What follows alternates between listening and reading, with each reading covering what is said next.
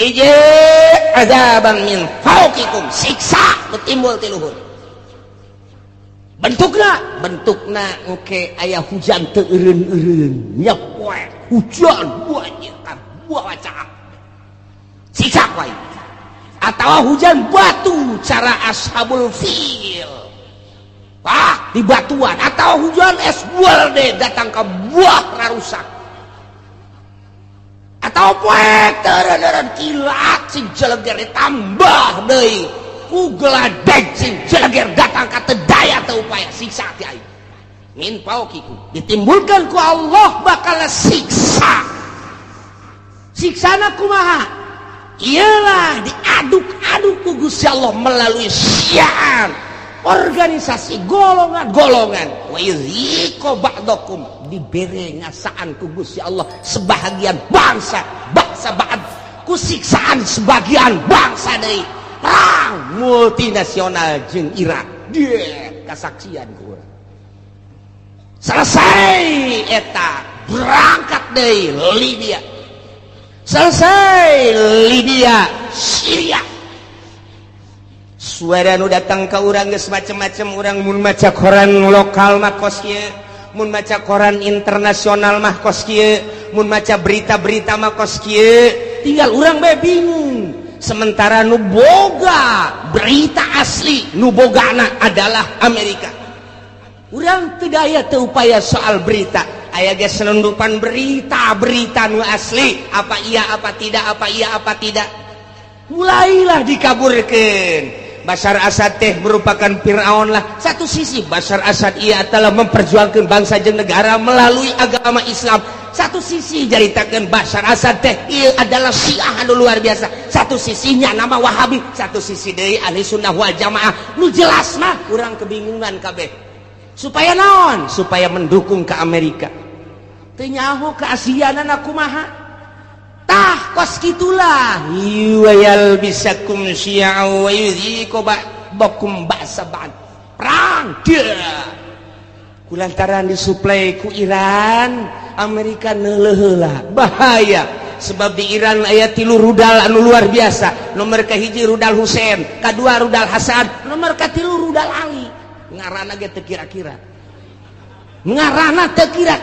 rudal Husein lamun diberangkatkeun datang ke Amerika rudal Hasan bisa ngajegur jang Amerika rudal Ali mah bisa neangan musuh susulundupan ndeu kumaha coba hayang cek Amerika keketaan heula jieun heula coba hayang nyaho ku urang sok pancing melalui Israel berangkat der jeung Palestina menang Amerika eta teh begitu dahsyat luar biasa nah Palestina supply dar hanya 9 hari Israel kabur tinggal cek Amerika angkat ulah bahaya kita cari dulu lain eureun neangan kelemahan kos kitulah ieu keur carita yal bisakum syi'a wa yudhiqu ba'dakum ba'sa ba'd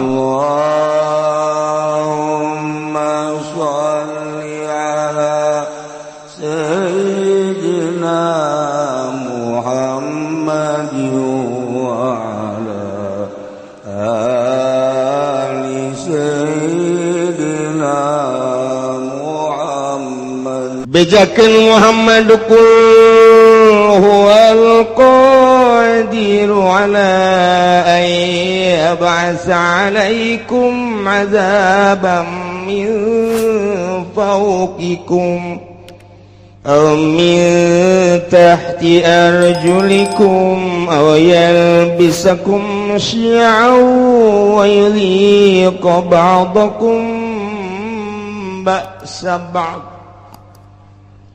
Muhammad bejakeun ka para kafir Mekah lamun terus bae musyrik ka aing teu percaya kana ajakan anjeun teu iman kana ajakan aing cak Gusti Allah bakal nurunkeun siksa 4 perkara supaya katembong ku balerea kakawasaan aing ka maha dahsyatan aing ka maha sagala-galaan aing lantarannya mempermainkan kain kamari ngadoa kain kuari musrik kain kamari minta kain kuari minta kajabatan kamari DPDP kain kuari DPDP ka manusia ka makhluk ka batu ka kayu kan eta teh mempermainkan aing bejakeun Muhammad hayang dauleuh kakarwasaan aing bakal nurunkeun 4 siksa ya Allah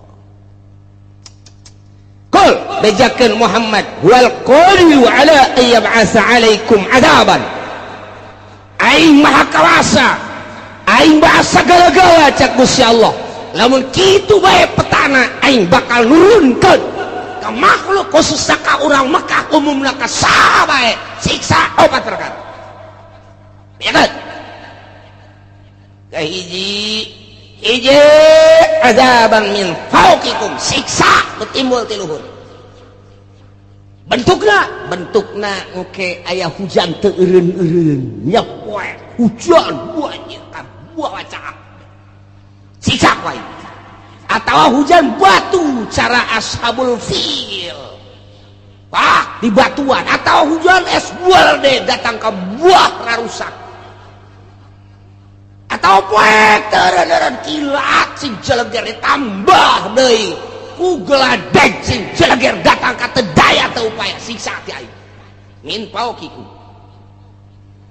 aw min arjulikun atawa kahandap dihandap timbulna ieu dihandap timbulna mimiti ku aing teh dioyag-oyag lini bae lini doang aing mah sok geurah hayang nyaho bongan teu iman ka aing bongan teu nurut ka aing teu iman ka ajakan anjeun Muhammad tah ieu ku aing dioyag-oyag saeutik doang dibere ku aing 6,5 hek nah kulantaran tertek bae rada digedekeun ku aing digoyangkeun doang ku aing bumi engke ge lamun Oma Irama jadi presiden asana bumi goyang ke kajen kumaha ge aya arah acak-acakan budak isi nagara dek dikumahakeun tapi ceuk ulama lamun Oma Irama jadi presiden bakalna pertama santai nginahin ke beres santai lari pagi ke kajen gua Masya Allah mantap luar biasa iya kari aduh kan ujung-ujungnya kiamat tebareres brak ya Allah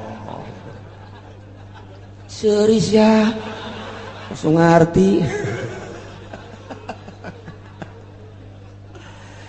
aduh ya Allah ya Rabbi iya ya siksa tadi ti luhur geus bejakeun Muhammad nomor kadua lamun teu percaya bae teu iman ka aing jadab mimiti lini kadua masih keneh teu iman keneh ka aing gempa wae rusak para rotong para risek jelebana siksa ti aing mun masih keneh bae amblas ka jero deuleu di padang datang ka kuari teu puguh kuburanana diambleskeun ku aing 1000 kejadian padang teh dibalikeun bae ku Gusti Allah kadeleuna mah gunung rek nimpah imah sabaraha ribu manusia nu kuari teu disolateun teu dipandian siksa ti aing atau tsunami model Aceh sia 200.000 manusia orang Indonesia sekaligus ya tambah jeung orang-orang luar tsunami luar biasa tambah ku aing encan inget keneh bae ka aing tambah ku aing tuh tsunami di Ciamis Pangandaran encan inget keneh bae gunung ku aing dibitukeun can inget keneh bae Lapindo ku aing hayo sia parindah ka mana sia can inget keneh bae sia ka aing can iman keneh bae tambah deui sia ku aing awas sia sakali ieu dibanten sia ku aing Gunung Merapi sia kena datang ke Bojong sia kapan sertimis mah ulah liwat kesempatan ya Allah ya Rabbi Gusti ya Allah tuh cek Gusti Allah ayo sia mun teh ti luhur ti handap mun masih keneh bae teguran ti luhur geus ku Gusti Allah masih keneh teu iman keneh bae atawa masih kena muara syat keneh bae teu pernah bae jelema nu sugihna teh nga zakat teu pernah mentolerir ka jelema fakir miskin ka yatim piatu geus ditegor ku Gusti Allah ti luhur geus ditegor ti anak muasi keneh bae ditambah deui sia ku aing kumaha au yalbisakum syi'a aing nyampur adukeun kana berbagai golong-golongan anu berbeda-beda kahayangna nu bakal ngajadikeun bibit daripada permusuhan mimiti nyeun organisasi ieu lantaran aya nu deui nu boga kahayang nyeun deui organisasi ieu aya deui nu boga kahayang nyeun deui organisasi ieu aya deui nu boga kahayang nyeun deui perkumpulan ieu aya deui nu boga kahayang deui nyeun deui perkumpulan antara organisasi-organisasi teh eta teh teu alalakurna mulai didinya bibitna kalaluar haju bae silih omong haju bae silih tengkas mulai tidinya teh silih gele tak teu eureun atawa parpo padahal mah jang ngabangun bangsa jeung nagara tapi kulantaran beda-beda kahayangna ieu hayang di satu sisi hayang ngaberesan nagara di satu sisi deui mah hayang nyokot danana doang lantaran gede ti nagara kabeneran dibuka demokrasi teh teu meunang dicegah-cegah mulai yan parpol urang ge mampu daknya kurang kene nyieun deui geus teu kahitung ku ari urang lembur mah bingungeun loba-lobana beda misi jeung visina ambalaya zaman baheula urang inget aya Golkar aya P3 aya PDI ribut kiai jeung kiai silih omongkeun ribut politisi jeung politisi silih gele nu korban ge luar biasa loba jasa satu sisi kiai memperjuangkeun negara melalui P3 jara rasaan dirinya teh aya misi keislaman atuh dakwah panggung teh luar biasa satu sisi pamarentahna asa tinggalin ku kiai eta teh di Golkar nyeun huru hara aya tembak masal derege ilah syiah so eta di dalam negara kuari luar biasa loba anak koskaran itu timbul organisasi-organisasi di mimitian timbul organisasi teh Muhammadiyah naik deui ka NU beda visi jeung misina lantaran itu mah Wahabi ieu mah ahli sunnah naik deui timbul deui aya Islam Jamaah diorganisasikeun deui aya Islam LDI diorganisasikeun aya NI diorganisasikeun deui aya HTI diorganisasikeun deui aya Islam Jaulah diorganisasikeun deui aya Islam aliran kepercayaan diorganisasikeun deui aya Islam Thariqah diorganisasikeun berbagai Islam beda kabeh suarana timbul huru-hara aya di Qur'ana kos kitu mantak ahli tafsir mah senyum bae teu aneh jak Gusti Allah na geus nyaritakeun lobana kahayang merupakan siksa lantaran naon poho ka Gusti Allah kabeh di balik nyeun organisasi aya udang iya aya udang di balik batu tah eta mah kos kitu nah nu mentek nyeun organisasi sok diradesek komo dan aya kepentingan negara bisaan jasa Soeharto mah buat organisasi Pancasila buat KNPI buat organisasi tek-tek jeung bengekna dijieun supaya ngadukung ka ditu anu henteu milu ka dinya sok geus tumpas kot kitulah kaayaanana kiai bisa antara kiai Golkar jeung kiai P3 jeung kiai PDI kuari teh dimodernkeun kiai modern jeung kiai salap ribut luar biasa kiai salap jeung kiai salap ribut tuh ieu teh geus aya ieu teh merupakan siksa lantaran kabeh teu ka Allah ieulah siksa ti Gusti Allah ausian au yalbisakum syi'a teu karasa kurang toel kurang kiai eta tuh aing sarua ka Allah jeung ngaji kos kari itu ngomong toel kiai nu sok sangeunahna bae loba omong hayu bae urang berjuang sia diri aing di dieu kabeh teu bisa dihijikeun visi dan misi disatukan teu bisa kabeh ngabogaan visi jeung misi nu berbeda-beda ribu ya Karim, Masya Allah. Lamun sarua dek ngabangun bangsa jeung nagara atuh daon make jeung silih gelek, silih tumpas, silih omongkeun, silih ajukeun. Ya Allah ya Rabbi, kuari geus 3 di Indonesia anu mangtak ngajadikeun huru-hara besar, KPK, polisi, hiji deui naon? Hayu sia. Kuari geus jadi 3 ngakar. Tak. Geus, Masya Allah. Geus teu bisa. Naon kitu ngaranna harmonis kuari teh. Geus dihandapna geus siap dek perang kuari. Abri geus kabagi 3. Pihak ieu, pihak itu, pihak ieu. Geus kos kitu di Indonesia lantaran boga kahayang pancenah ieu teh nagara urang, pancenah ku urang dibangun, danana kan ti masyarakat. Kunaon atuh kuari teh kos kararitu. Polisi geus teu percaya ka KPK, KPK geus teu percaya ka kitu yudikatif, geus teu percaya deui ka legislatif, geus teu percaya deui ka eksekutif. Main silih salahkeun DPR kuari nyalahkeun polisi, polisi kuari nyalahkeun KPK, KPK terus bae nyalahkeun DPR, DPR nyalahkeun polisi, polisi nyalahkeun KPK. Ti BPK ngajukeun berpermasalahan supaya tetap diangkat, eksekutifna kuari kasienan berontak melalui yudikatif. Ieu negara urang, ieu negara urang deuk kumaha coba?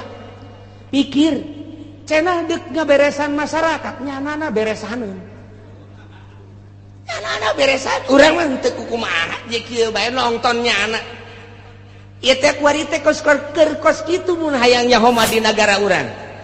Lamun nu sok mengamati politik di Indonesia seperti eta geus teu kudu nonton TV, teu kudu ngadengekeun radio, ngaji sia di dieu bakal nyaho. Aya saya kieu nyaho ti mana aing mah susuganan. Bukan aing mah susuganan kos kitu bae lah pokona mah. Lamun aing salah deleukeun. Je nu mantak sakieu deui bakal ditangkep. Kaje nu di luar mah ulah geuna nyaho.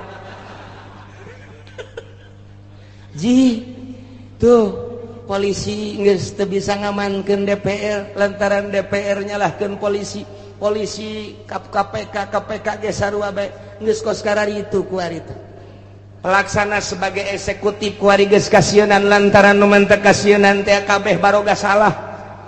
Sedengkeun RI 1 geus amanat, awas sampai tembus, awas sampai tembus, awas sampai tembus, awas. Nyana bae sieun besi tembus di urusan rakyat. Endeu karumaha coba lamun dibukakeun eta kakarak judulna doang, tak kakarak judul tah. Geus mulai tah urang nyaho tah. Geus mulai tah di koran mah hese maningan ngadengekeun aing bae sia. Aing mah dek bener dek henteu kos kitu we pokona mah tah. Je emang kumaha gitu. Masyaallah. Timbul yalbisakum syi'an eta secara nasional. Secara internasional na campur tangan bule di urang.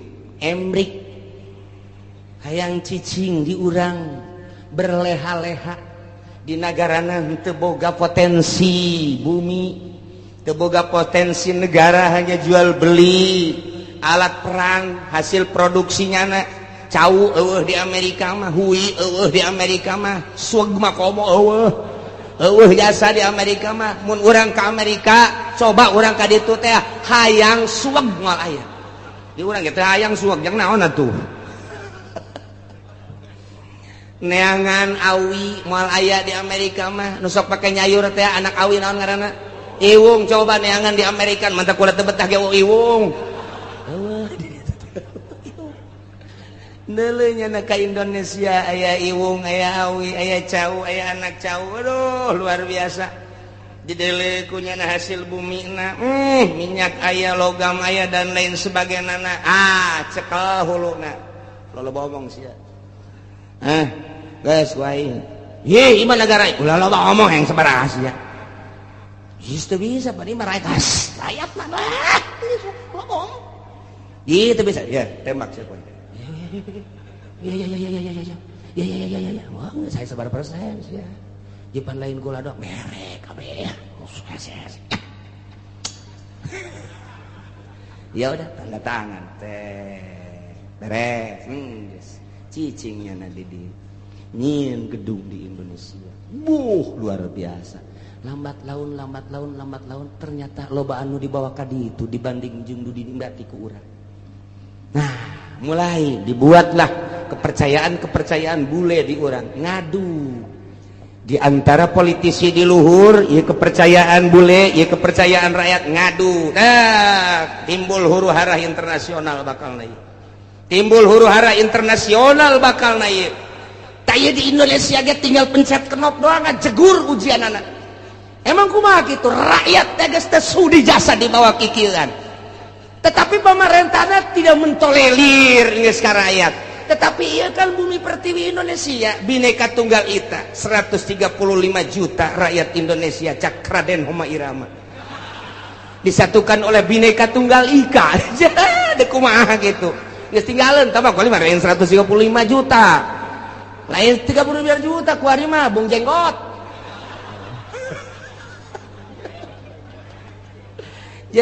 Nah iya huru-hara internasional geus mendekati di Indonesia. Terjadilah di luar Indonesia dulu Irak akibat yalbisakum syi'a wa yudhiqa ba'dakum ba'sa ba'd dibere nyicipan ku Gusti Allah siksa sebagian bangsa jeung sebagian deui. Hah kuari mah serang kital peperangan ieu geus dibejakeun ku Gusti Allah tak ieu ayatna. Ulah kaget lantaran nu hiji nyembah ka Gusti Allah Irak Baghdad, nu hiji nyembahna ka patung. Beda potensi nu aya di Irak loba luar biasa lobana. Amerika teu bogaeun di dinya teh. Tah di dieu teh panas Amerika serang geus. Dikibarkeun bendera salib perang luar biasa. Di dinya muatanna loba. Diawali ku potensi bumi nu dipake kahayang ku Amerika lantaran teu daya teu upaya supaya menggebu. Nah, bendera salib perang salib kuari dipaekeun. Perang lah dahsyat ti ditu bodar ti dieu pae. Wabeh ngaran-ngaran perang mah pararaeh bae. Yal biasakum syi'a wa yudhiqu ba'dakum ba'sa ba'd. Ditimbulkan ku Allah bakal siksa. Siksana kumaha? Ialah diaduk-aduk ku Gusti Allah melalui syiar organisasi golongan-golongan wa yudhiqu ba'dakum dibere ngasaan ku Gusti Allah sebahagian bangsa ba'd ku siksaan sebagian bangsa deui perang multinasional jeung Irak dia kasaksian ku urang selesai eta berangkat deui Libya selesai Libya Syria suara nu datang ke urang geus macam-macam urang mun maca koran lokal mah kos kieu mun maca koran internasional mah kos kieu mun maca berita-berita mah kos kieu tinggal urang bae bingung sementara nu boga berita asli nu bogana adalah Amerika urang teu daya teu upaya soal berita aya ge senundupan berita nu asli apa iya apa tidak mulailah dikaburkeun Bashar Assad teh merupakan Fir'aun lah satu sisi Bashar Assad ia telah memperjuangkan bangsa jeung negara melalui agama Islam satu sisi jaritakeun Bashar Assad teh ia adalah Syiah anu luar biasa satu sisinya nama Wahabi satu sisi deui Ahli Sunnah wal Jamaah nu jelas mah urang kebingungan kabeh supaya naon supaya mendukung ke Amerika teu nyaho keasianana kumaha tah kos kitulah yuwayal bisakum syi'a wa yudhiqu ba'dakum ba'sa ba'd perang dia kulantaran disuplai ku Iran Amerika neuleuh heula bahaya sebab di Iran aya 3 rudal anu luar biasa nomor kahiji rudal Husein kadua rudal Hasan nomor katilu rudal Ali ngaranna ge teu kira-kira ngarana teu kira-kira rudal Husein lamun diberangkatkeun datang ke Amerika rudal Hasan bisa ngajegur jang Amerika rudal Ali mah bisa neangan musuh susulundupan endeu kumaha coba hayang cak Amerika keketaan heula jieun heula coba hayang nyaho ku urang sok pancing melalui Israel berangkat der jeung Palestina menang Amerika eta teh begitu dahsyat luar biasa nah Palestina supply dar hanya 9 hari Israel kabur. Tinggal cek Amerika angkat ulah bahaya ya bahaya. Kita cari dulu lain eureun neangan kelemahan. Kos gitulah ieu keur carita yal bisakum syi'a wa yadhiqu ba'dakum ba'sa ba'd. Disiksa ku Gusti Allah ku di luhur geus dihandap geus melalui tsunami siksaan kurang kumaha dahsyatna. Sabaraha juta manusia anu disiksa ku Gusti Allah titah iman ka Gusti Allah tapi tetep bae teu iman dibere ku Gusti Allah. Awas cek Gusti Allah dua deui hiji perbedaan golongan. Nomor kedua titah ngarasaan antara golongan, antara negara, antara bangsa ribut peperangan modar kan. Arti apa puyeng nyeneh tos.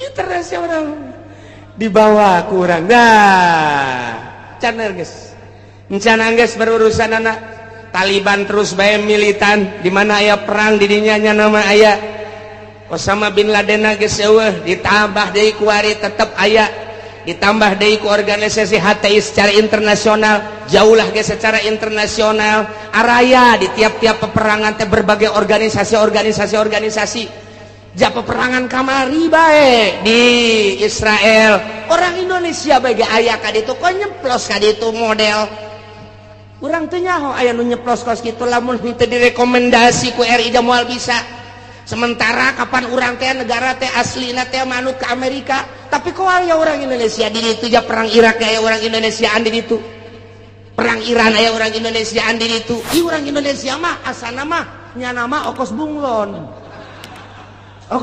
ya nama bisa kade-kade tuh batak Indonesia lain lalagaan ditakuti ku orang Amerika teka caritakeun orang Palestina di Palestina aya orang Malaysia teka caritakeun di Palestina aya orang Thailand teka caritakeun di Palestina aya orang Korea tapi orang Indonesia mah aya di ditu malah keur waktu perang kamari multinasional aya nu nembak begitu dibuka ieu na ieu penyet irung.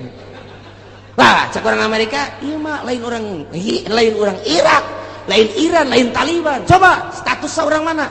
Begitu di dalam, ya karib, kurang puta.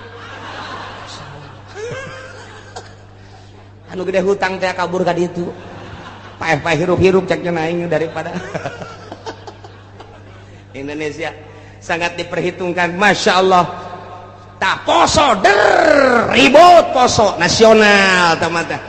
Tapi berbau internasional saha nu lempang ka poso ternyata aya sababaraha organisasi dilarang ku pemerintah tetep bae datang ka ditu namun teu datang ka ditu poso terus-terusan nu dipencit ustad teh nu ditembak kiai teh anu dipanah nu dipedang datanglah organisasi ti urang padahal teu dimeunangkeun ku pemerintah poso-poso bae datang ka ditu ngibarkeun bendera perang siap meuli bejakeun ku kula organisasi nu mana ngan nyana minta izin ka kula. Bos sombong amat cenah sekali-sekali sombong lah. Niku bae Indonesia mah kos kitu eta di Palestina bae aya. Di Taliban teh aya. Ya Allah ya Rabbi. Nu mantak aneh eta pan kudu make kapal udara. Haju kudu make biaya. Pan eta teh atuh make naon kitu ngaranna birokrasi perjalanan anu luar sakedangkeun steril. Oh, steril luar biasa. Mau kemana? Tujuannya apa? Tapi aya kan di ditu. Masya Allah, mantap kek, mun perang deui ku urang diajak ka ditu. Naik naon cenah kiai ngojay. Paeh di laut asana ieu mah. Meme perang geus malodar. Indonesia. Ulah sembarangan di Indonesia nu mantap diperhitungkeun ku Amerika. Sangat diperhitungkan Indonesia mangke bae perangna terakhir bae cek kana. Tetep di perangan mah di perangan terakhir. Asana bangsa Haji Makmun mah paeh ti heula. Moal kaburu nya nama geus.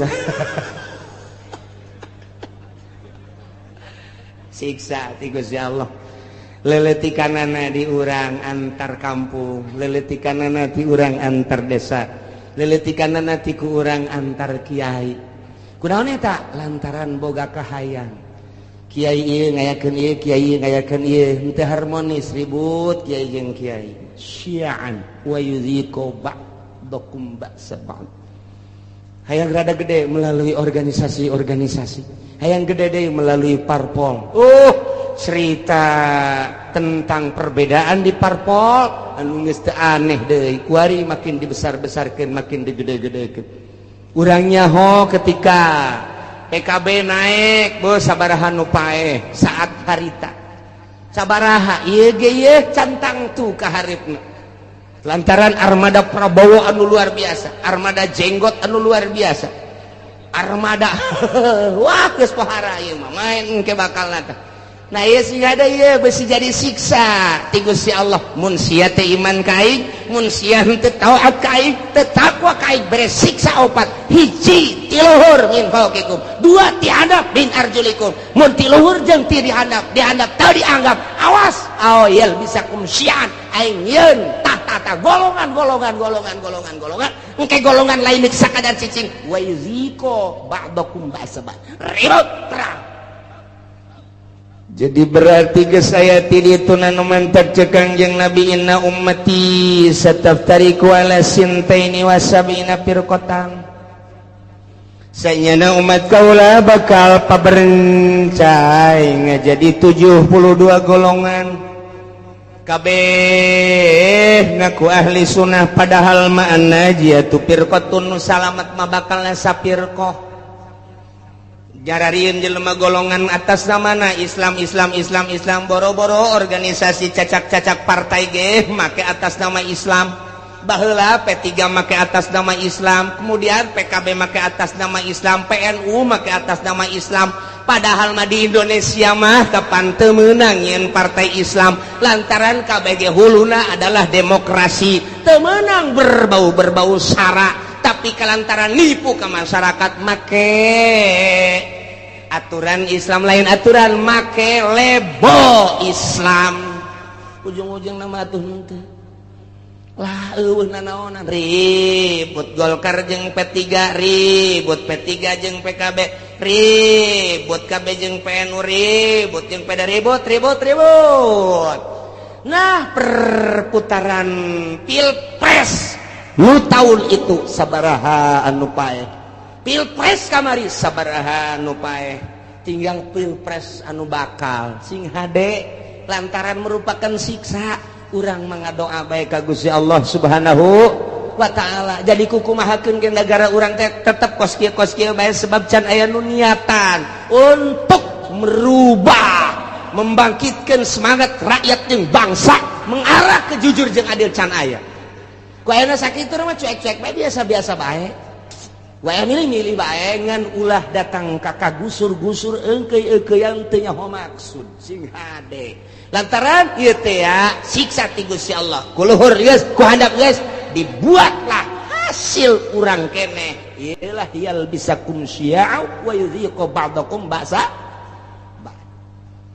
Ya Allah ya Rabbi nu mantap Kanjeng Nabi waktu turun ayat ieu ngadoa ka Gusti Allah. Langsung nangtung Kanjeng Nabi koma Nabi sallallahu alaihi wasallam fatawaddoa langsung ala wudu. Beres ngala wudu fasa'ala robah ngadoa ka Gusti Allah, ngadoana ya Allah alla yursila alaihim azaban min fawqihim wa min tahti arjulihim wa la yalbisa ummatahu syi'an wa yudhiqu ba'dahum ba'sa ba'd. Ngadoa Kanjeng Nabi seperti eta tah Gusti, ulah diturunkeun ka umat abdi siksa ti luhur, ulah diturunkeun ka umat abdi siksa ti handap, ulah diturunkeun ku Gusti siksa anu campur aduk berbagai golongan organisasi sehingga ribut ko ba'dahum ba'sa ba'd, ulah ribut antara bangsa abdi jeung bangsa abdi, umat abdi jeung umat abdi. Gusti nyuhunkeun ka Gusti. Ngadoa Kanjeng Nabi teh lantaran dibukakeun hijab ku Gusti Allah teh ribut kampung jeung kampung, desa jeung desa, kabupaten jeung kabupaten, provinsi jeung provinsi. Berbagai manusia huluna kiai jeung kiai, politikus jeung politikus deui, ahli ekonomi jeung ahli ekonomi, antara provinsi jeung provinsi, antara negara jeung negara. Walah ditembongkeun ku Gusti Allah teh umat paberencaina anu luar biasa sehingga bergelimpanganna mai ti berbagai negara-negara. Kanjeng Nabi nangis ngadoa, Gusti ulah terjadi seperti eta atuh Gusti. kumaha tah waktu eta fahabatta ilaihi Jibril alaihi salam.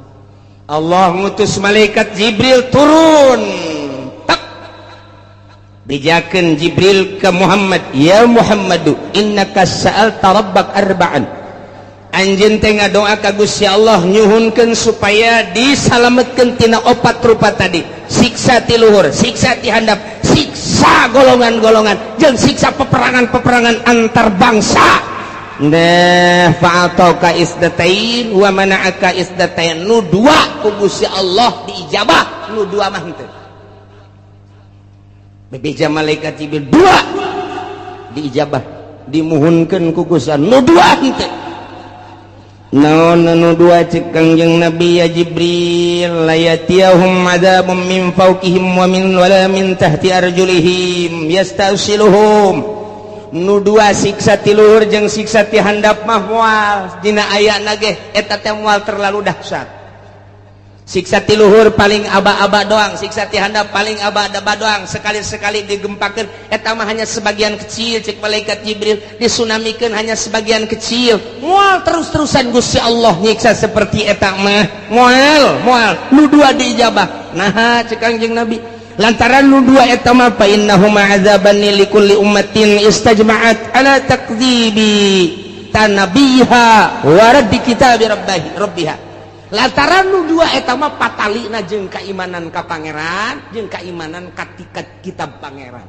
Geus urusanana di pangeran teh mah. Lantaran nya teh iman bae atau maksiat bae, teu percaya kana Al-Qur'anul Karim atawa ngarobah status hukum Al-Qur'anul Karim. Ku Allah dibereng ke ti luhur jeung ti handap ala kadar doang Muhammad teh mah. Moal dahsyat jasa moal. Moal nu dua mah tetep diijabah sanajan aya ala kadar. Anu dua deui, nah lamun nu dua deui mah Muhammad eta mah cek Gusti Allah ditahan tamah walakinnahum yalbisuna syi'an wa yudhiqu ba'dahum ba'sa ba'd. Nu dua ieu mah hiji bakal timbul golongan-golongan eta mah henteu diijabah ku Gusti Allah. Nomor kedua bakal ribut antara umat, antara agama, antara bangsa. Eta moal diijabah teh diijabah tetap tama bakal terus bae eta mah. Bahkan wa yudhiqu ba'dahum ba'sa ba'd, bakal ngarasakeun peperangan antar negara jeung negara. Geus aya ti ditu nu mantak ahli tafsir mah ketika perang Irak Amerika teh aneh, ketika perang Libya teh aneh, perang deui Palestina teh aneh. Lantaran geus aya dina Al-Qur'ana awyal bisakum syi'an wa yudhiqu ba'dakum ba'sa ba'd. Masyaallah ya manu dua mah teh Kangjeng Nabi naros Jibril nah anu dua ieu kok henteu diijabah. Padahal mah poharaja saya mah merupakan siksaan. Wa hazani azabani li ahli al-iqrar bil kutub wa tasdiq bil anbiya. Lantaran nyana percaya ka kitab, percaya ka nabi, ngan nyana teu make kitab jeung teu make nabi. Lantaran nyana percaya kana Al-Qur'anul Karim dimusabakohkeun mulai tingkat RT datang ke tingkat nasional, datang ke tingkat internasional. Quran dimusabakohkeun antar negara, Pakistan, India, Mesir, Irak, Iran, Arab. Oh timbullah juara satu dipake henteu. Kahiji. Nomor kedua percaya bahwa Nabi akhir zaman adalah Kangjeng Nabi Muhammad. Di berbagai negara diakui bahwa Muhammad adalah Nabi akhir zaman. La nabiyya ba'dahu, dari Nabi sabada Kangjeng Nabi. Tapi teu pernah diikuti ajaran-ajaran Kangjeng Nabi. Bahkan dikatukangkeun nyana teh make ajaran manusia, ajaran jelema ku nafsuna bae. Nah, ieu mah bakalna peperangan mal eureun-eureun. Iyalah geus dinyatakeun dina Al-Qur'anul Karim, urang kuari ngarasakeun percis jasa. Mulai antar sekolah lantaran teu ka Allah, guruna teu ka Allah, muridna teu ka Allah, ribut ka jenting kumaha. Antara lembaga ribut lantaran teu ka Allah. Antara yayasan ribut lantaran teu ka Allah. Antara organisasi ribut lantaran lain neangan ridho Allah, hanya semata-mata neangan pitayeun doang. Antara parpol ribut lantaran henteu lillahi ta'ala, henteu aya misi ikhlas, kabeh ge semata-mata hanya jang dirina doang. nah iyalah bakal mual eureun-eureun siksa nu dua mah hiji yal bisakum syi'a bakal timbul golongan campur di dieu nomor kadua geus aya golongan yuziqu ba'dakum ba'sabad golongan nu ieu nyerang ka nu ieu nyerang kana timbullah peperangan baik di kampungna sorangan di nagarana sorangan atau antara negara bakal terjadi teu bisa tamah lantaran doa Kanjeng Nabi teu diijabah nu dua ieu tinggal kudu kumaha atuh cak sahabat kami lamun aya di negara kemudian situasi geus model kos kitu ya Rasulullah andai kata kami hirup kemudian hirup teh datang ke zaman model kos kitu timbul organisasi golongan-golongan timbul parpol-parpol timbul kabehan ge kahayangna anu masing-masing jeung kabeh hayang ngarealisasikeun kahayang-kahayangna memaksakan diri anu dijieun modal mah kapan eta teh rakyat bae dari rakyat untuk rakyat boloon teh podol sero eta bae kabeh ge anu dipake omong-omongan Gusti mun datang ka zaman eta kumaha cakang yang Nabi maneh mah cicing bae ya zamil buyut cicing bae maraneh di imah masing-masing wa'budullaha ibadah bae maneh ka Allah nyalametkeun diri ulah milu engkeuy-engkeuyan jeung jelema kos karari itu kajen teuing nu kitu mah kitu bae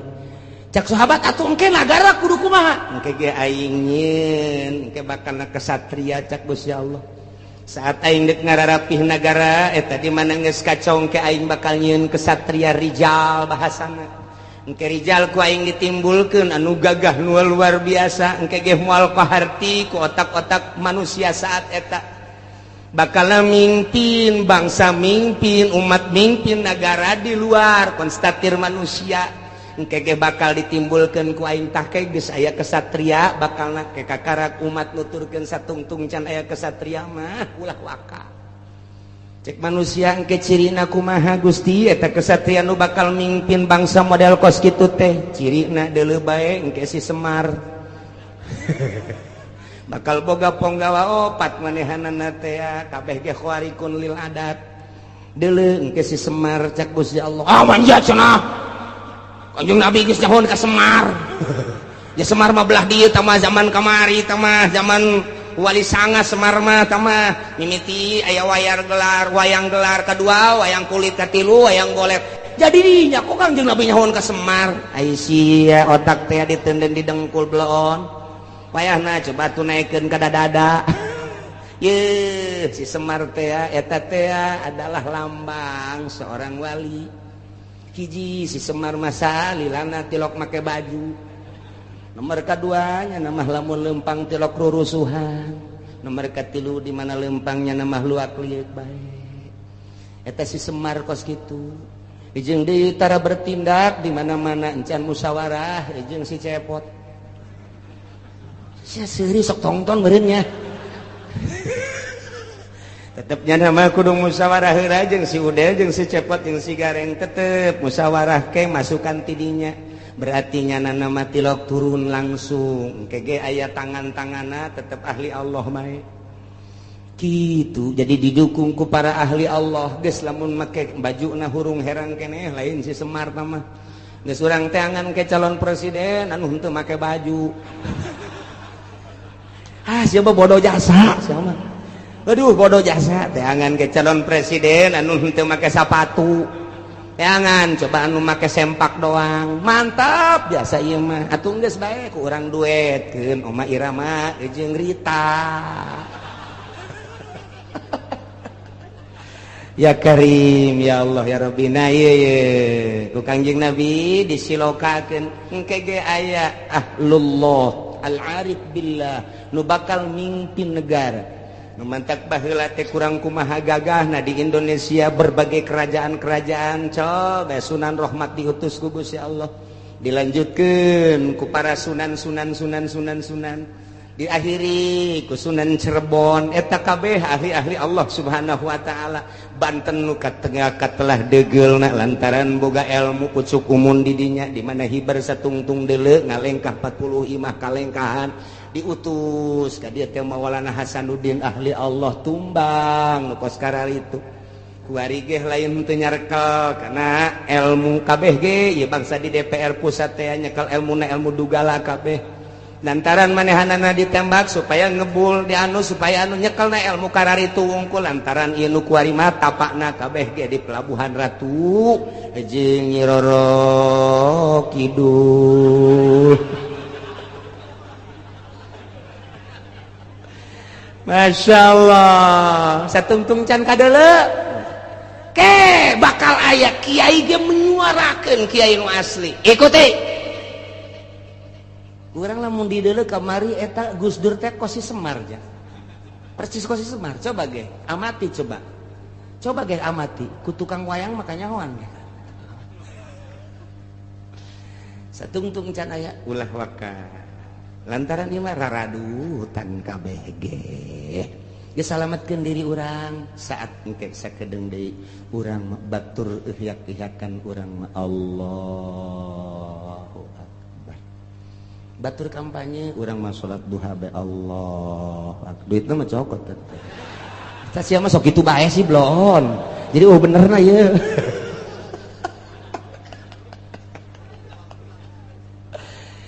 tah jadi urang kuari alhamdulillah sanajan bari jeung saminggu sakalinya ho urang informasi akurat ti Gusti Allah Subhanahu wa taala khususna dakwah ka umat-umat di Mekah baheula umumna kuari ka urang balerea ternyata ketika ditegor didakwahan ku Gus Kangjeng Nabi teu iman teu percaya datang kaki warige kitu bae bakal dibere opat rupa hiji azabam min fauqikum tiluhur bentukna engke mungkin hujan mungkin bae gledek mungkin kilat mungkin hujan batu badai dan lain sebagainya angin topan angin beliun dan lain sebagainya atawa tiana mancer cai gempa erosi dan lapindo kabeh jadi embal nah ieu ditegur ku kitu masih kene maksiat bae ka Gusti Allah bakalna ditimbulkeun yal bisakum syi'an nah nu jelas mah nu dua mah ku Gusti Allah diminimalkeun diijabah doa Kangjeng Nabi tapi nu dua mah teu diijabah kuari ku urang kasaksian kuari dardir durna kasaksian jasa kuari ieulah keur memeujeuna ayat ieu pas jasa kabeneran jasa urang hirup pas di zaman model nu dicaritakeun ku Gusti Allah melalui Kangjeng Nabi urang Kangjeng Nabi Muhammad sallallahu alaihi wasallam numantat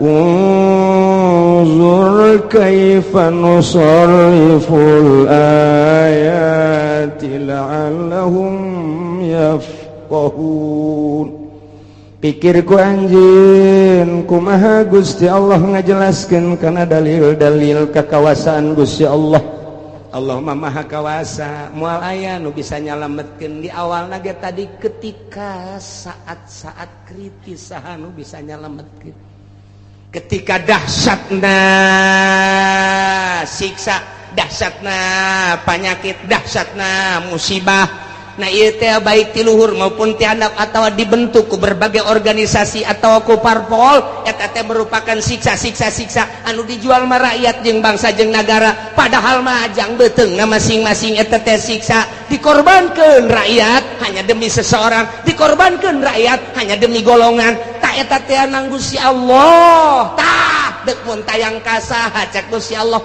aing teh keur nembongkeun ka maha kakawasaan aing ku aing dijujurkeun jeung diadelkeun nah aing dihancurkeun ge teu dijujurkeun dibangkalarkeun nah aing ulgo ikir ku sia pikir ku anjeun pikir ku maneh kaifa nusarriful ayati kumaha aing geura ngabulak-balik ngajelaskeun dalil-dalil baik dalil nas Al-Qur'an langsung dibaca maupun dalil langsung kejadian-kejadian alam atau manusia-manusia nu buang kalara deuleu maksudna naon la'allahum yafqahun supaya nyararaho bahwa anu ngagular-gilar ngabulak-balik anu ngarobah-robahna ieu nagara jeung manusia teh lain sasaha iwati Gusti Allah Subhanahu wa ta'ala anak itu berarti ulah mun tayang kajabatan ulah mun tayang ka tahta ulah mun tayang ka manusia ulah mun tayang ka harta mun tayanglah kanu ngagular giler ngabulak balik ngarubah-robah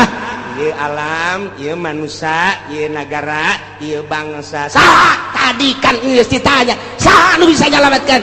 Qul Allahu yunajjikum. Nu bakal bisa nyalametkeun mah Gusti Allah Subhanahu wa ta'ala. Setelah urang nyaho nu bakal nyalametkeun Gusti Allah, engke ge Allah mere sabab ka manusia ka satria, nu bakal nyalametkeun bangsana engke ditimbulkeun ku Gusti Allah, ahli Allah anu selalu ka Allah bae. Berangjeng peuting mentana ka Gusti Allah ke manusia ge bakal paham kana caritaan-caritaan kesatria eta. Iyalah seorang waliullah, nyananya nyamaran engke aya di negara, engke aya di pedagang, engke aya di petani, engke aya di kalangan cacah, engke aya di kalangan menak, selalu aya nyana mah hadir diakui ku berbagai lapisan masyarakat. Etalah engke nu bakal mawa bangsa jeung negara di tiap-tiap negara masing-masing, baik di Indonesia maupun di luar Indonesia. Amerika nu selalu jadi musuh sebab Yahudi kadinya. Komplotan etalah nu bakal jadi musuh biang keladi lantaran didinya bakal nate timbul Yahudi anu bakal jadi sasarana tatap Islam baik mulai di timur tengah datang ke urang ka dieu.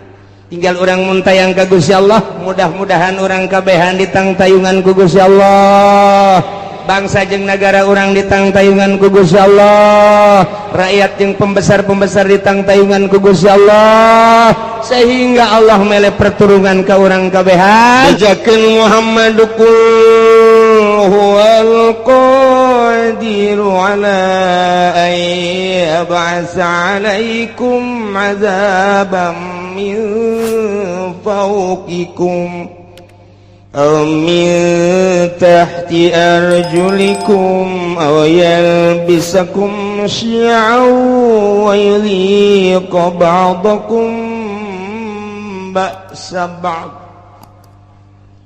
Muhammad bejakeun ka para kafir-kafir Mekah lamun terus bae musyrik ka aing, teu percaya kana ajakan anjeun, teu iman kana ajakan aing-aing, cek Gusti Allah bakal nurunkeun siksa 4 perkara supaya katembong ku balerea kakawasaan aing, ka maha dahsyatan aing, ka maha sagala-galaan aing. Lantarannya mempermainkan ka aing kamari ngadoa ka aing ku ari musyrik ka aing, kamari minta ka aing ku ari minta ka jabatan, kamari DPDP ka aing ku ari DPDP ka manusia, ka makhluk, ka batu, ka kayu. Kan eta teh mempermainkan aing. Bejakeun Muhammad hayang dauleuh ka karawasaan aing, aing bakal nurunkeun 4 siksa. Ya Allah,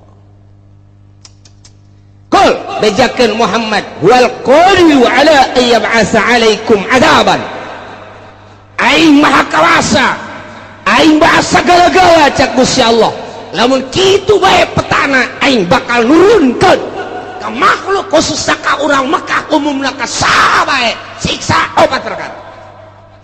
Ya kan? Kahiji azaban min fauqikum, siksa timbul ti luhur.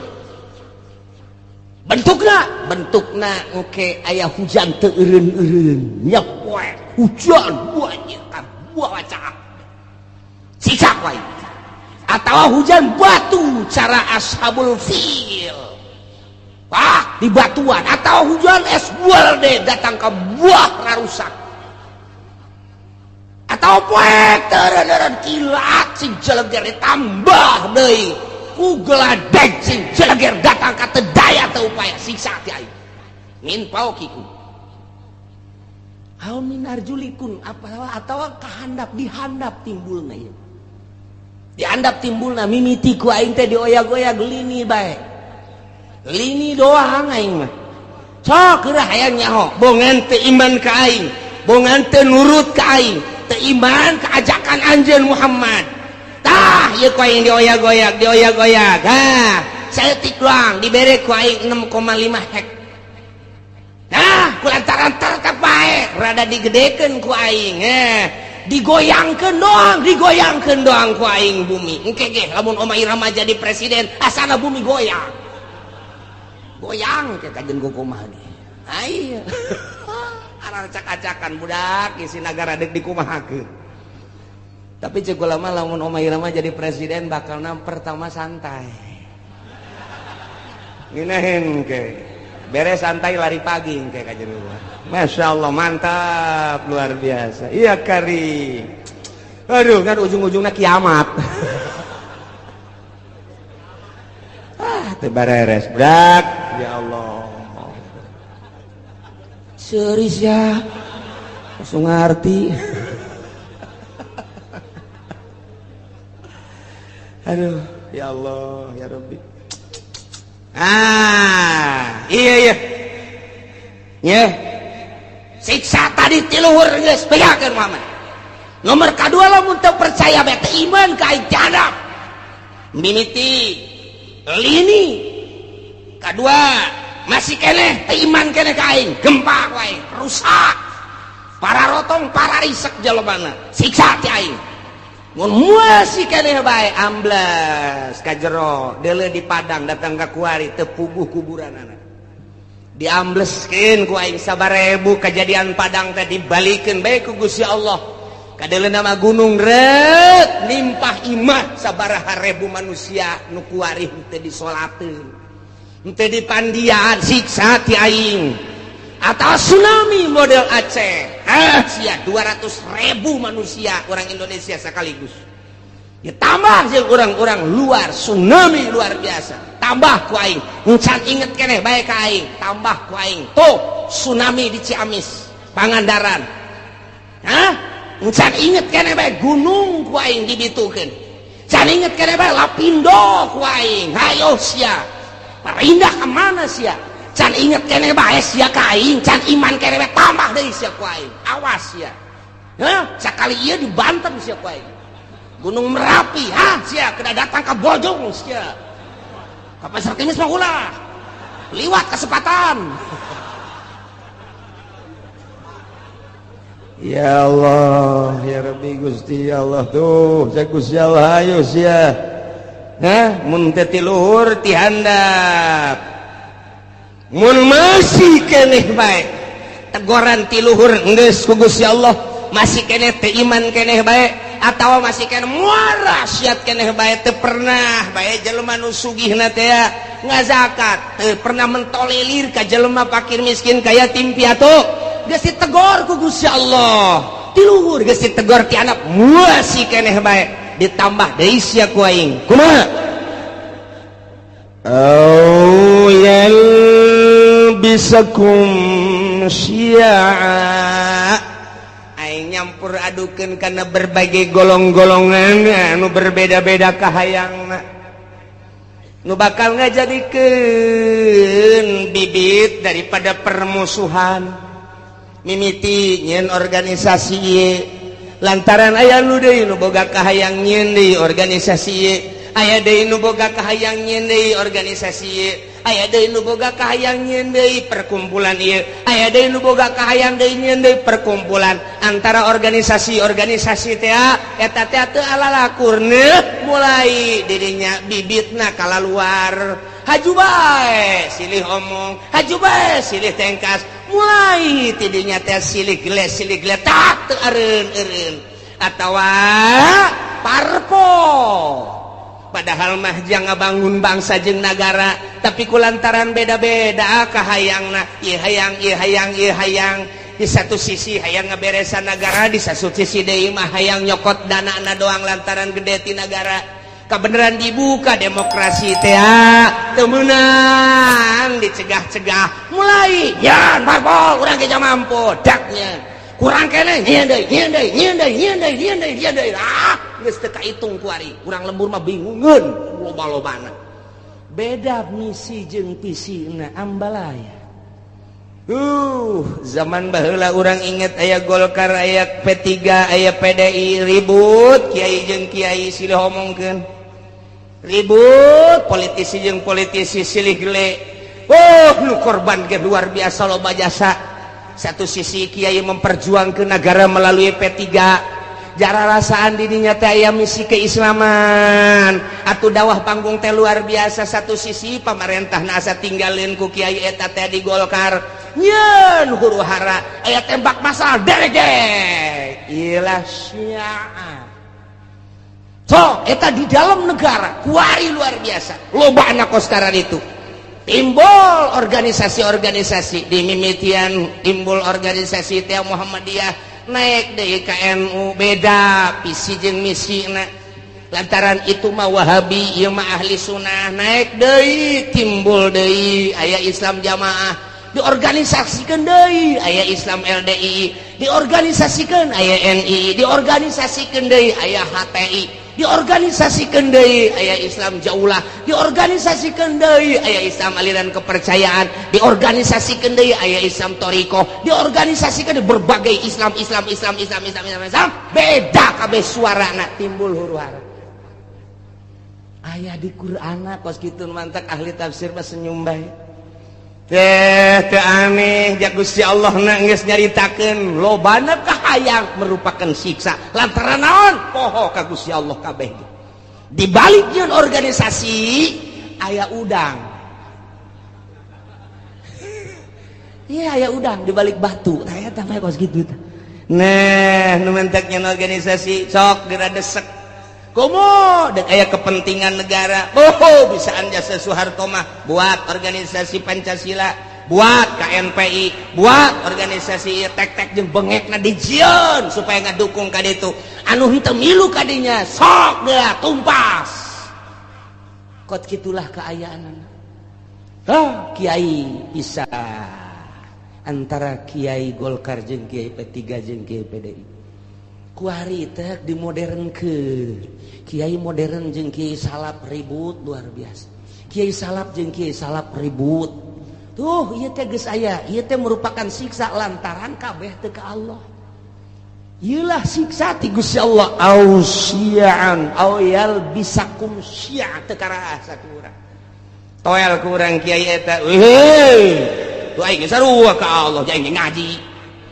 kos kari itu ngomong toel kiai nu sok sangeunahna bae loba omong hayu bae urang berjuang sia di dinya aing di dieu kabeh teu bisa dihijikeun visi dan misi disatukan teu bisa kabeh ngabogaan visi jeung misi nu berbeda-beda ribu ya karim masyaallah lamun sarua deuk ngabangun bangsa jeung nagara atuh daon make jeung silih gelek silih tumpas silih omongkeun silih ajukeun ya Allah ya Rabbi kuari geus 3 di Indonesia anu mangtak ngajadikeun huru-hara besar KPK polisi hiji deui naon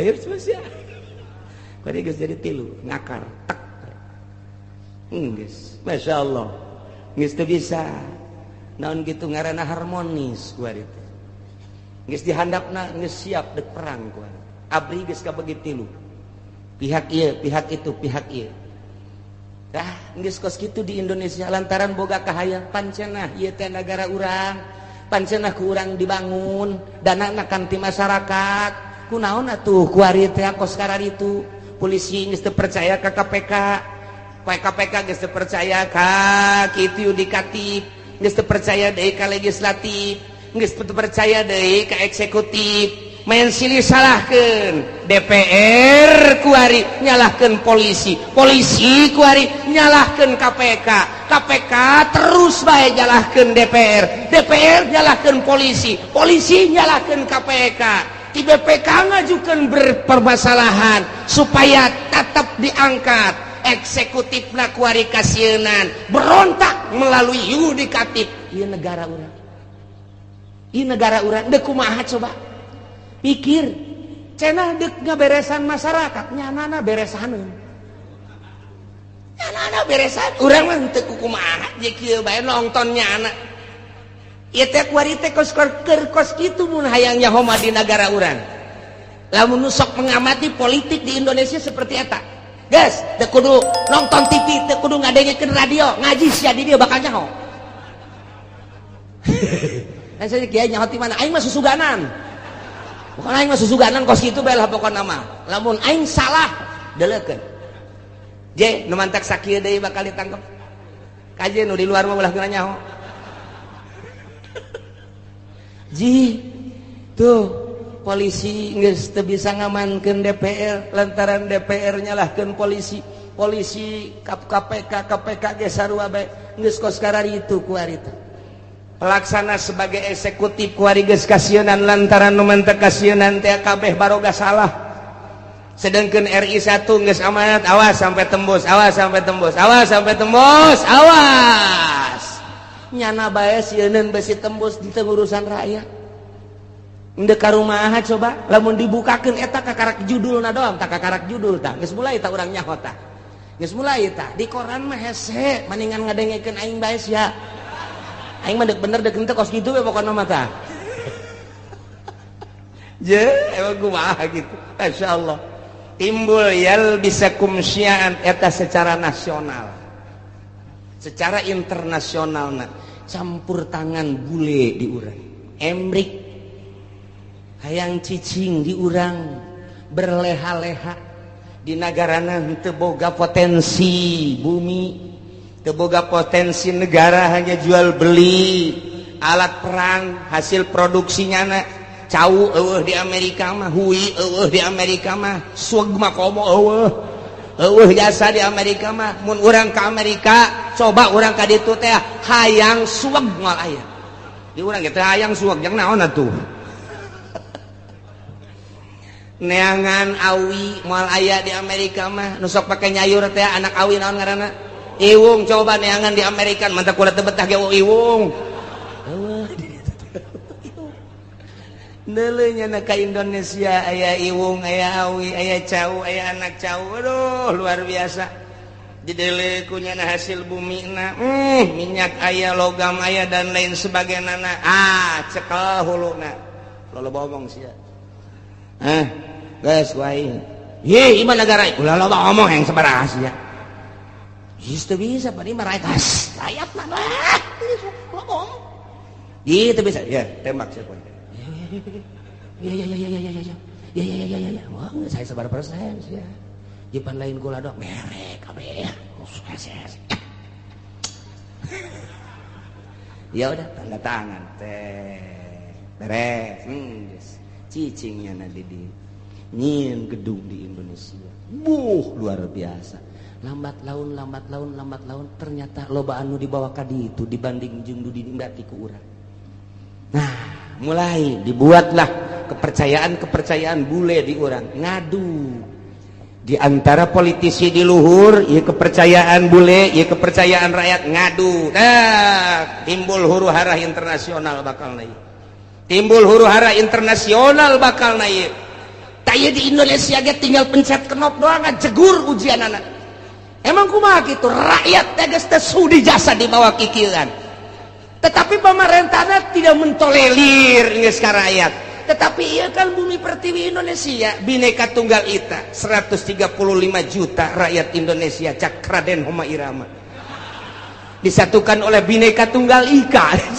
dek kumaha gitu geus tinggalin tambah kali mah 135 juta lain 39 juta ku ari mah bung jenggot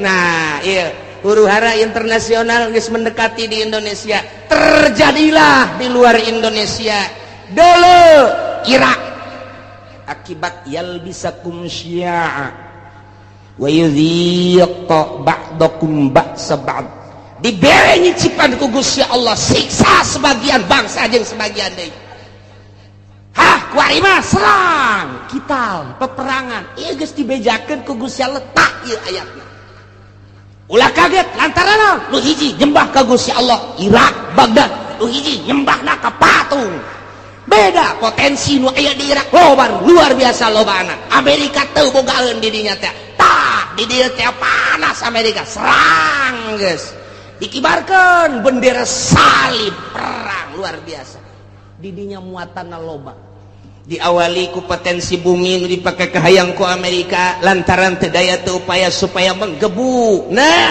bendera salib perang salib kuari ditaekeun perang lah dahsyat ti ditu modar ti dieu bae kabeh ngaran-ngaran perang mah pararaeh bae yalbisakum syi'a wa yudhiqu ba'dakum ba'sa ba'd ditimbulkan ku Allah bakal siksana kumaha ialah diaduk-aduk ku Gusti Allah melalui syiar organisasi golongan-golongan. Wa yuziko ba'dakum diberi ngasaan ku Gusti Allah sebahagian bangsa ba'd ku siksaan sebagian bangsa dari perang multinasional jeung Irak. Dia kasaksian ku selesai eta berangkat dari Libya, selesai Libya Syria. Suara nu datang ke urang geus macam-macam. Urang mun maca koran lokal mah kos kieu, mun maca koran internasional mah kos kieu, mun maca berita-berita mah kos kieu. Tinggal urang bae bingung. Sementara nu boga berita asli, nu bogana adalah Amerika. Urang teu daya teu upaya soal berita. Aya ge selundupan berita nu asli, apa iya apa tidak, apa iya apa tidak. Mulailah dikaburkeun. Bashar Assad teh merupakan Fir'aun lah. Satu sisi Bashar Assad ia telah memperjuangkan bangsa jeung negara melalui agama Islam. Satu sisi jaritakeun Bashar Assad teh ia adalah Syiah anu luar biasa. Satu sisinya nama Wahabi, satu sisi deui Ahli Sunnah wal Jamaah. Nu jelas mah urang kebingungan kabeh. Supaya naon? Supaya mendukung ke Amerika. Teu nyaho keasianana kumaha? Tah kos kitulah yuwayal bisakum syi'a wa yudhiku ba'dakum ba'sa ba'd. Perang dia kulantaran disuplai ku Iran, Amerika neuleuh heula bahaya. Sebab di Iran aya 3 rudal anu luar biasa. Nomor kahiji rudal Husein, kadua rudal Hasan, nomor katilu rudal Ali. Ngaranna ge teu kira-kira. Ngaranna teu kira-kira. Rudal Husein lamun diberangkatkeun datang ke Amerika. Rudal Hasan bisa ngajegur jang Amerika. Rudal Ali mah bisa neangan musuh susulundupan. Endeu kumaha coba hayang. Cak Amerika keketaan heula. Jieun heula coba hayang nyaho ku urang. Sok pancing melalui Israel. Melalui Israel berangkat der jeung Palestina. Menang Amerika eta teh. Begitu dahsyat luar biasa. Nah, Palestina supply dar. Hanya 9 hari Israel kabur. Tinggal cek Amerika angkat ulah bahaya ya, bahaya. Kita cari dulu. Lain eureun neangan kelemahan. Kos kitulah ieu keur carita yal bisakum syi'a wa yudhiku ba'dakum ba'sa ba'd. Disiksa ku Gusti Allah ku di luhur geus. Dihandap geus melalui tsunami siksaan kurang kumaha dahsyatna.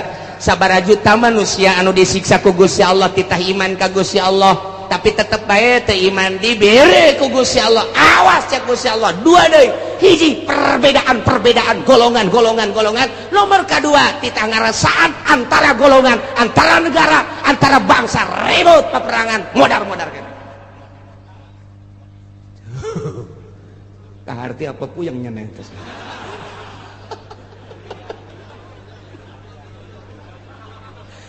Internasional dibawa kurang caner geus encana geus berurusan anak Taliban terus bae militan di mana aya perang di dinya nya nama aya Osama bin Laden geus eueuh ditambah deui ku ari tetep aya ditambah deui ku organisasi HTI secara internasional jauhlah ge secara internasional araya di tiap-tiap peperangan teh berbagai organisasi ja peperangan kamari bae di Israel orang Indonesia bae aya ka ditu kok nyeplos ka ditu model urang teu nyaho aya nu nyeplos kos kitu lamun teu direkomendasi ku RI moal bisa. Sementara kapan orang teh negara teh aslina teh manut ke Amerika, tapi kok aya orang Indonesia di ditu ja perang Irak aya orang Indonesiaan di ditu. Perang Iran aya orang Indonesiaan di ditu. Ih orang Indonesia mah asana mah nya nama Okos Bunglon. Okos Bunglon nya nama. Bisa kade-kade tuh batak Indonesia lain lalagaan ditakuti ku orang Amerika. Teka caritakeun orang Palestina di Palestina aya orang Malaysia, teka caritakeun di Palestina aya orang Thailand, teka caritakeun di Palestina aya orang Korea, tapi orang Indonesia mah aya di ditu.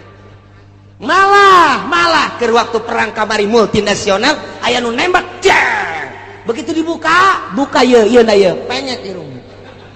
lah cek orang Amerika iya mah lain orang Irak, lain Iran, lain Taliban. Coba status seorang mana begitu di dalam ya karib kurang puta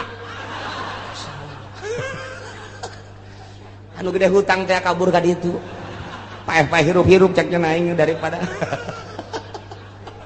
Indonesia sangat diperhitungkan. Masya Allah tak poso ribut poso nasional teman-teman tapi berbau internasional saha nu lempang ka poso ternyata aya sababaraha organisasi dilarang ku pemerintah tetep bae datang ka ditu.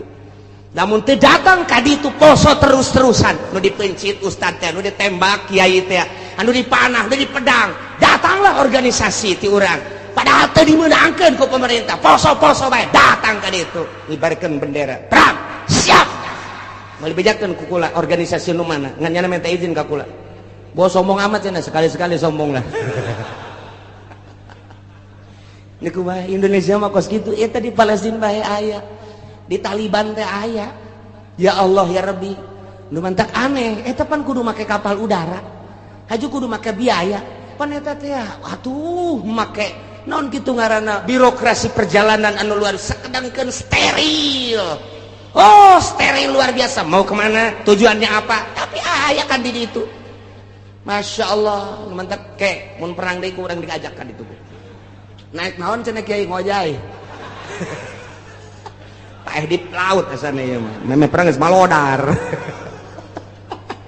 Indonesia ulah sembarangan di Indonesia nu mantap diperhitungkeun ku Amerika sangat diperhitungkan. Indonesia mangke bae perangna terakhir bae cek ganas tetap di perangan mah di perangan terakhir asana bangsa Haji Makmun mah paeh ti heula moal kaburu nya nama geus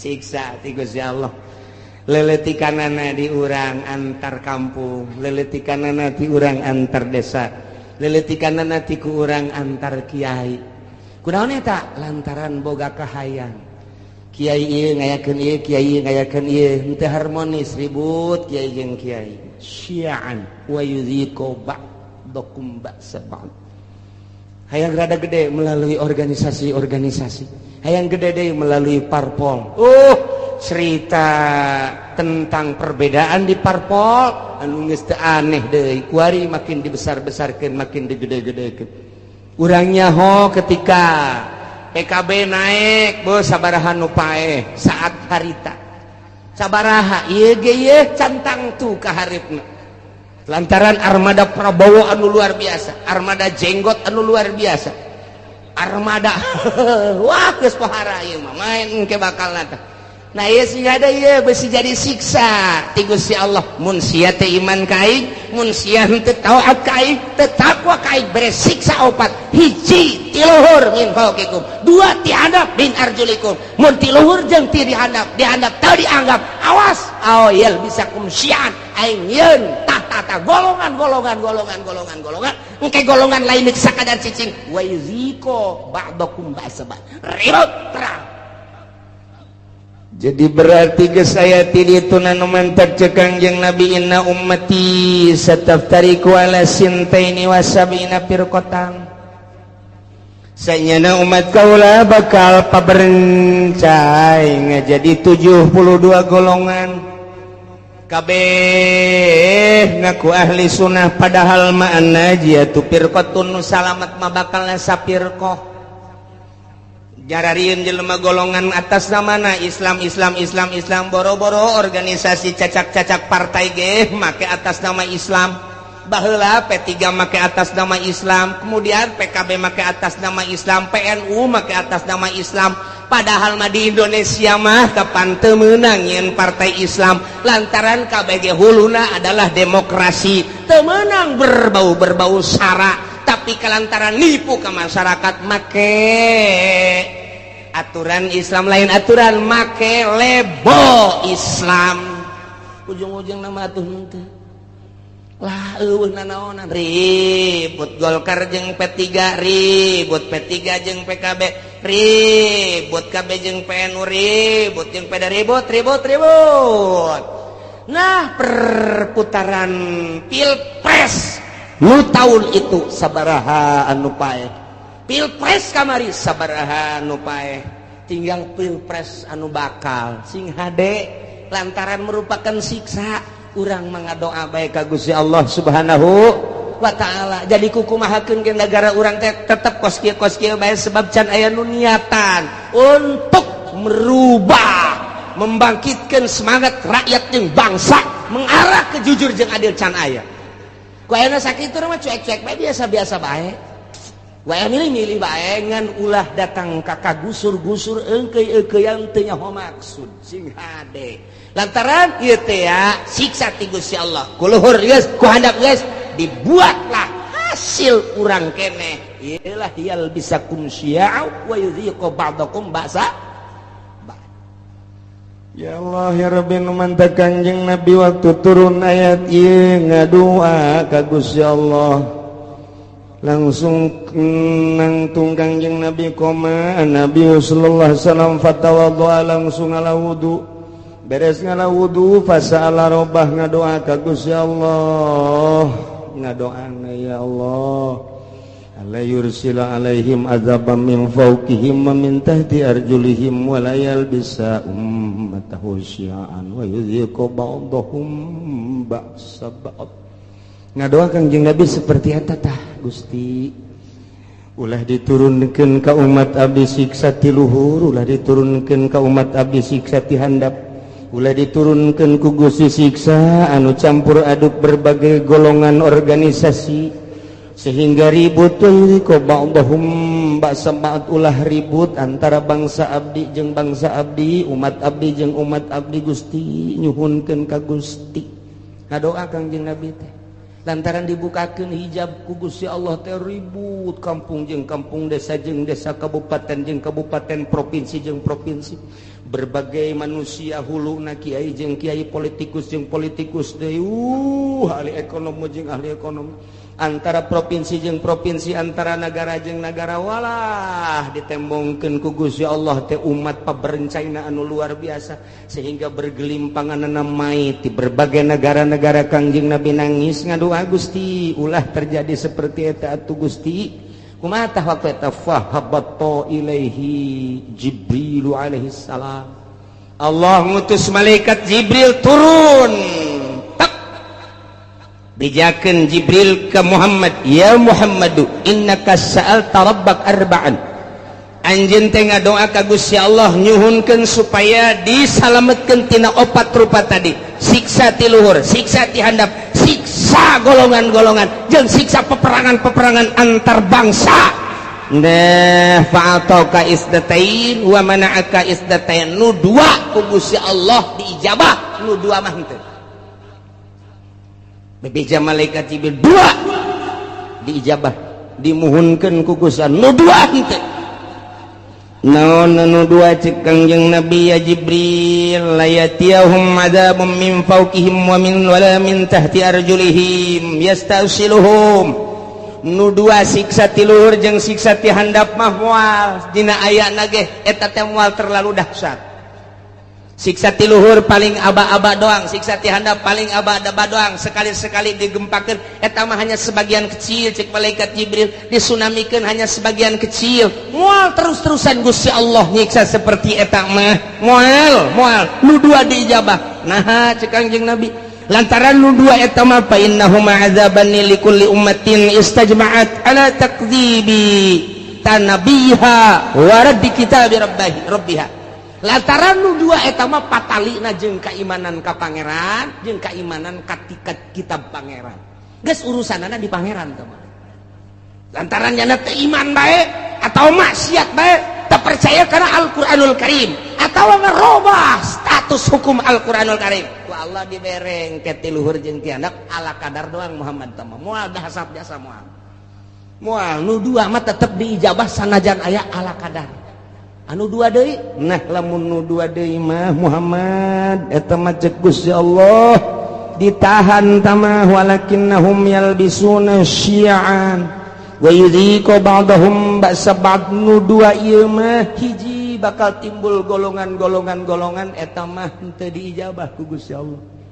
Nomor kedua bakal ribut antara umat, antara agama, antara bangsa eta moal diijabat teh diijabat tetep tama bakal terus bae eta mah bahkan wa yuziku ba'dahum ba'sabat bakal ngarasakeun peperangan antar negara jeung negara geus aya ti dituna nu mantak ahli tafsir mah ketika perang Irak Amerika teh aneh ketika perang Libya teh aneh perang deui Palestina teh aneh lantaran geus aya dina Al-Qur'ana awyal bisakum syi'an wa yuziku ba'dakum ba'sa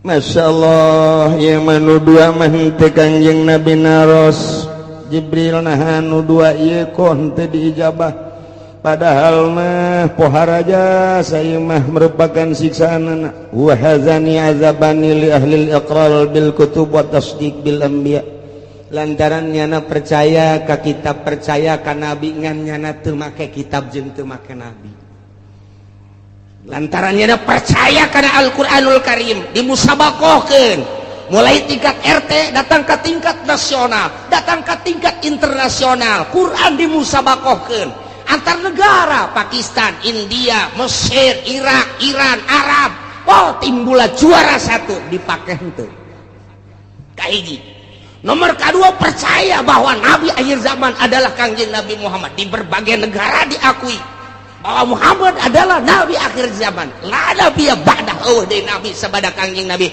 tapi teu pernah diikuti ajaran-ajaran Kanjeng Nabi bahkan dikatukangkeun nyana teh make ajaran manusia ajaran jelema ku nafsuna bae nah ieu mah bakalna peperangan mal eureun iyalah geus dinyatakeun dina Al-Qur'anul Karim urang kuari ngarasakeun percis jasa mulai antar sekolah lantaran teu ka Allah guruna teu ka Allah muridna teu ka Allah ribut ka jenting kumaha antara lembaga ribut lantaran teu ka Allah antara yayasan ribut lantaran teu ka Allah antara organisasi ribut lantaran lain neangan ridho Allah hanya semata-mata neangan pitayeun doang antara parpol ribut lantaran henteu lillahi ta'ala henteu aya misi ikhlas kabeh ge semata-mata hanya jang dirina doang ngaiyalah bakal moal eureun siksa nu dua mah hiji yal bisakum syi'a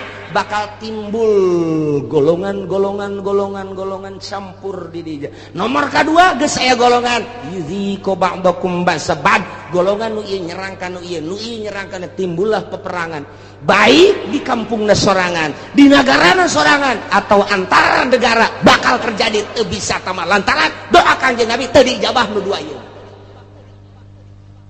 tinggal kudu kumaha atuh cak sahabat kami lamun aya di negara kemudian situasina geus model kos kitu ya Rasulullah andai kata kami hirup kemudian hirup teh datang ke zaman model kos kitu timbul organisasi golongan-golongan timbul parpol-parpol timbul kabehan ge kahayangna anu masing-masing jeung kabeh hayang ngarealisasikeun kahayang-kahayangna memaksakan diri anu dijieun modal mah kapan eta teh rakyat bae dari rakyat untuk rakyat boloon teh podol sero eta bae kabeh ge anu dipake omong-omongan Gusti mun datang ka zaman eta kumaha cakang yang Nabi maneh mah cicing bae ya zamil buyut cicing bae maraneh di imah masing-masing wa'budullaha ibadah bae maneh ka Allah nyalametkeun diri ulah milu engkeuy-engkeuyan jeung jelema kos karari itu kajenting nu kitu mah kitu bae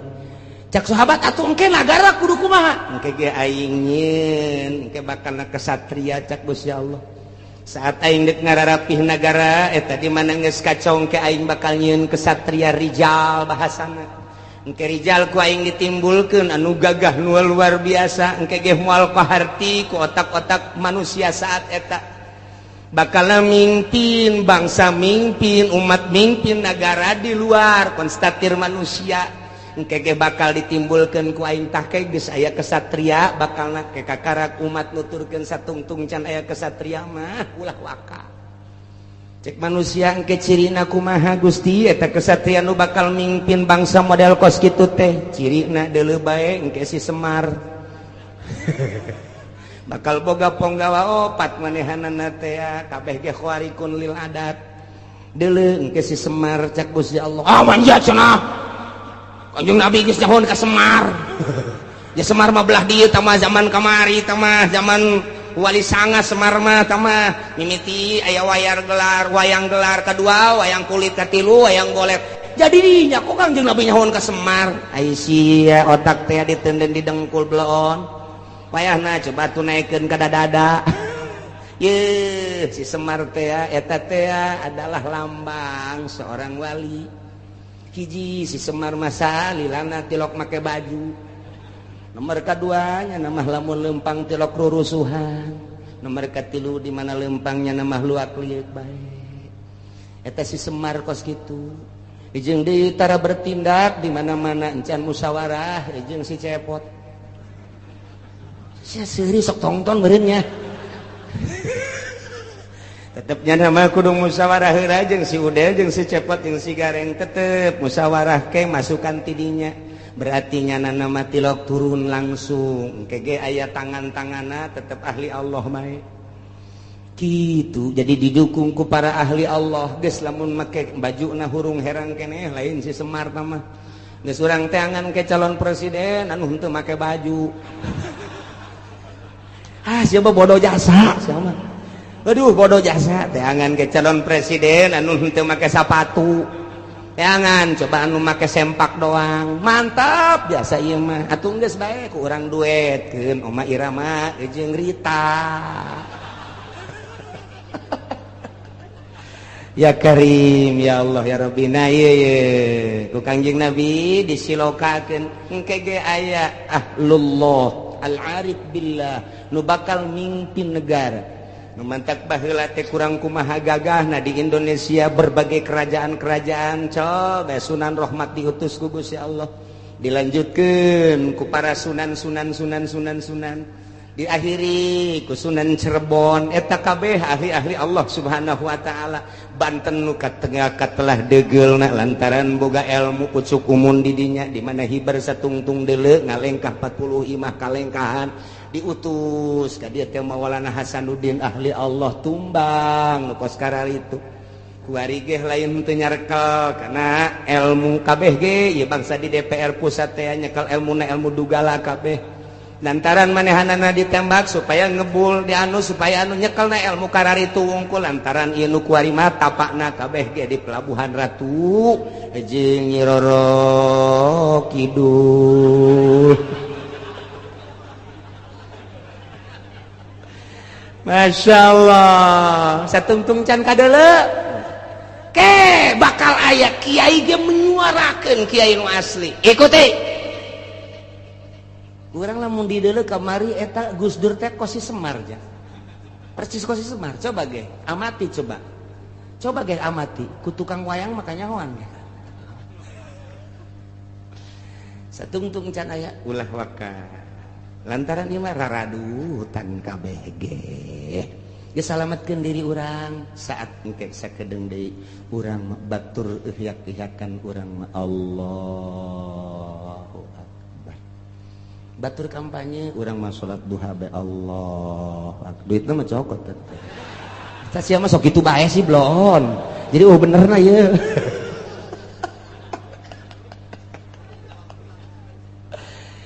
tah jadi urang kuari alhamdulillah sanajan bari jeung saminggu sakalinya ho urang informasi akurat ti Gusti Allah Subhanahu wa taala khususna dakwah ka umat-umat di Mekah baheula umumna kuari ka urang balerea ternyata ketika ditegor didakwahan ku Gusti Kangjeng Nabi teu iman teu percaya datang kaki warige kitu bae bakal dibere opat rupa hiji azabam min fauqikum tiluhur bentukna engke mungkin hujan mungkin bae gledek mungkin kilat mungkin hujan batu badai dan lain sebagainya angin topan angin beliun dan lain sebagainya atawa tiana mancer cai gempa erosi dan lapindo kabeh jadi embek nah ieu ditegor ku kitu masih kene maksiat bae ka Gusti Allah bakalna ditimbulkeun yal bisakum syan. Nah nu jelas mah nu dua mah ku Gusti Allah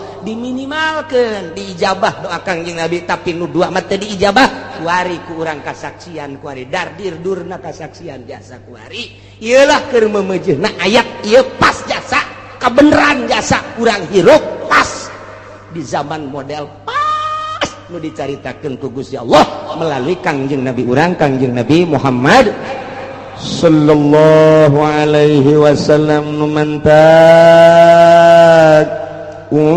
unzur kaifa nusarriful ayati la'allahum yafqahun.